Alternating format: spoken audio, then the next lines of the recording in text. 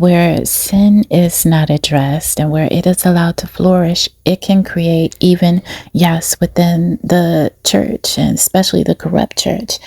a caste system, divisions that the Lord God never imagined and does not support nor endorse in his house, his holy temple.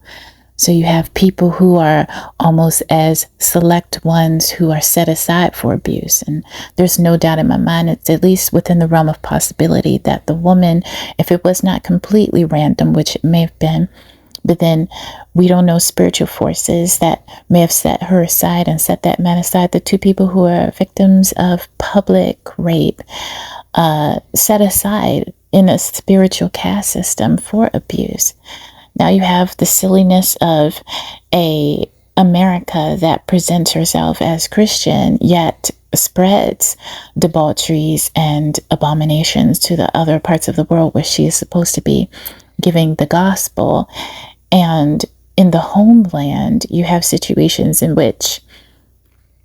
sin has allowed to become such confusion that it seems as though there are two separate gospels. There's one separate gospel for the white Christian evangelical and another separate gospel for the poor man.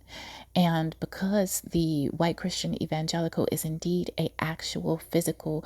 tangible political bloc, one can say he is largely responsible for many of the snares that were placed in front of his black brother that was implied to have a secondary gospel. When you see the white Christian evangelicals with their promise keepers, and there's nothing wrong with that,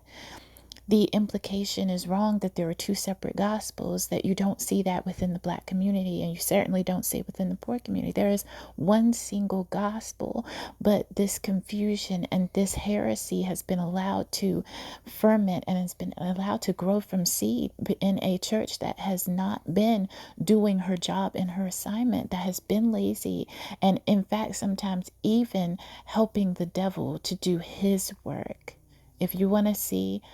or if you want to learn more about abuse and the spiritual aspect of abuse and take a deep dive into it, you can check out my video, The Ivers Boys, A Modern Parable.